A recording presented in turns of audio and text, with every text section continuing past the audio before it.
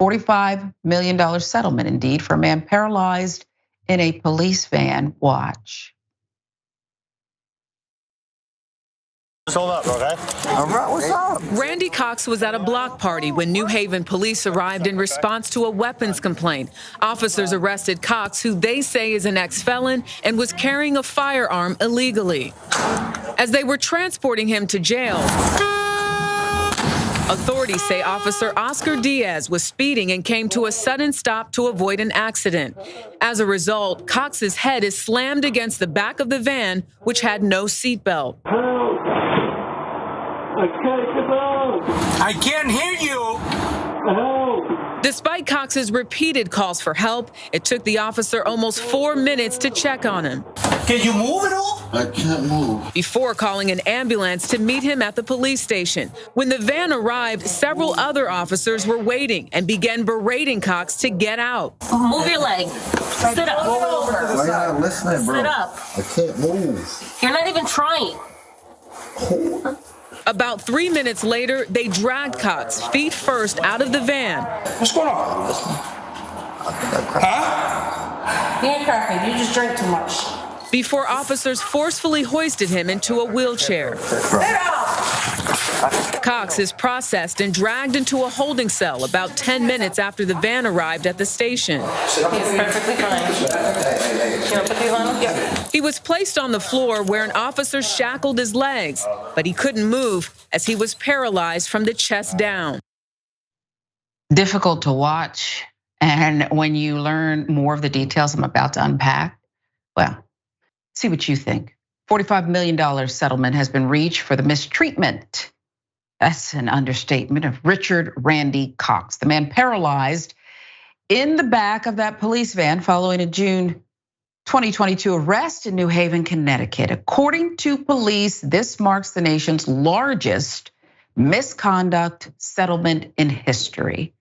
I even hate the word misconduct. It's far beyond.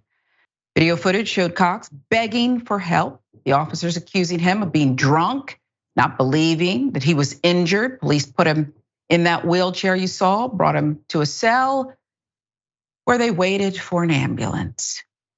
New Haven's mayor, Justin Elicker, said in a statement, the New Haven Police Department has instituted a comprehensive set of reforms, updated its policies and procedures on the transfer of people in custody, and required department-wide training on duty to intervene. Officers involved are being held accountable by the police department and in court. 30 million of the total settlement will be covered by New Haven's insurance. The remainder will be paid by the city, according to the news release. CBS News with the reporting here. Carl Jacobson became chief of police in July 2022, the month following that incident, replacing city chief administrative officer Regina Rush Kittle. She was acting chief until Jacobson was sworn in. During that time, he said, Mr. Cox was mistreated. He should have received medical attention immediately. He continued, we can't defend anything that was released. Can you defend what wasn't released? There's even more, I'm sure, here.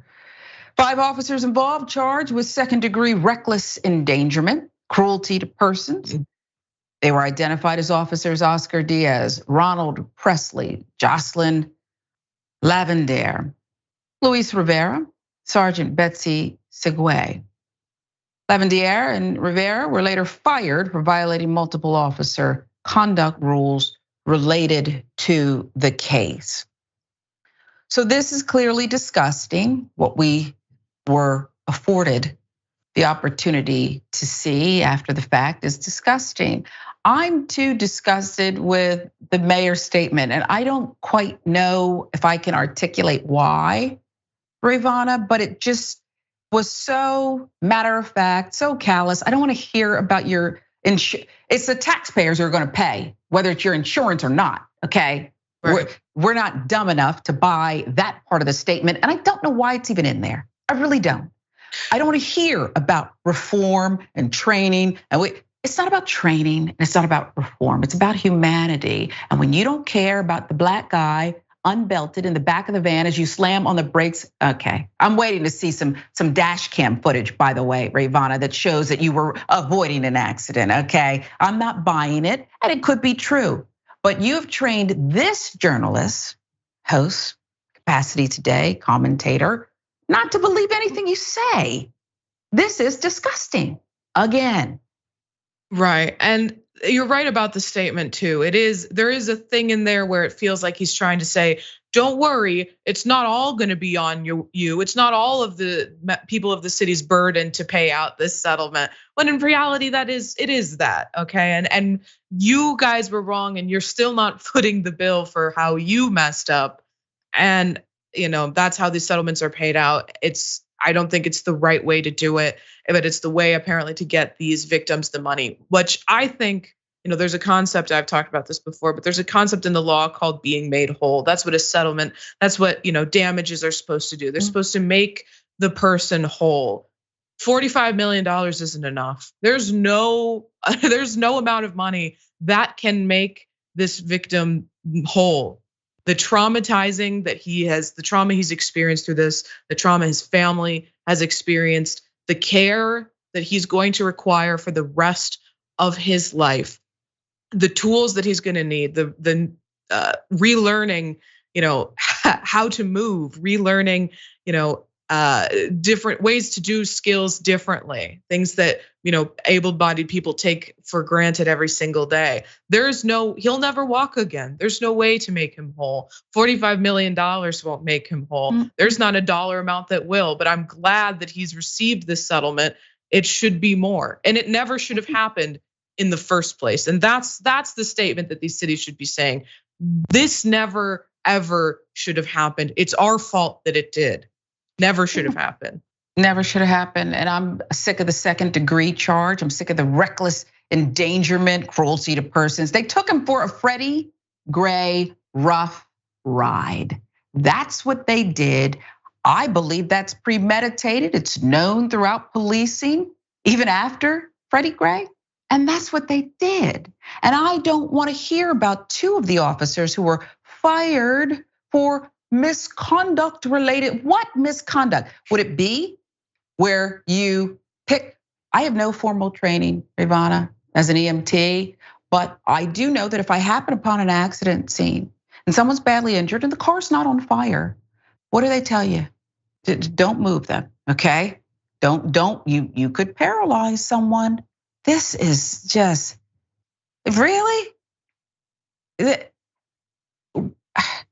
Unless this is called out, like you said, back to the statement, where this police chief says, let me tell you how scummy this is. I want details here so I know that you actually do get it and you're not standing with them and reading something that your communications person put in front of you, okay? Because that's what it felt like. And the time the officers spent berating him instead of getting him proper medical care, you don't know how much function could have been saved while they were, Right.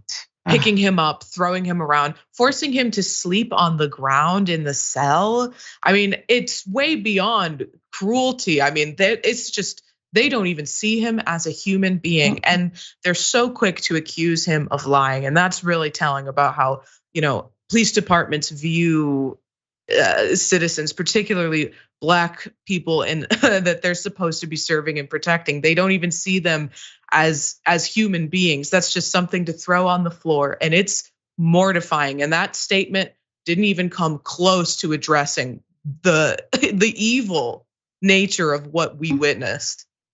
It's evil. I have a family member who is transported to get medical treatment 3 times a week. And they put her on a stretcher with care, a 2-man team. They put her in the back of their transport vehicle.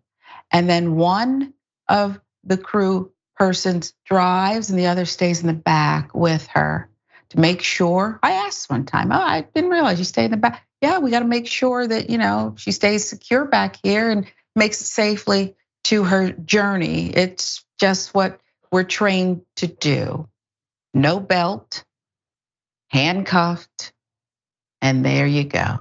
And everybody's acting like you need to change policies and you need to hire human beings, okay? You need to hire human beings.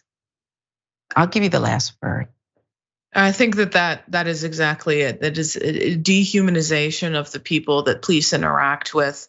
It is the abuse of power, and there's no training. There's no training that out. If someone's able to behave that cruelly, that's a part of who they are, and they never should have passed the psych eval that police departments are supposed to give their new hires to become a police officer in the first place.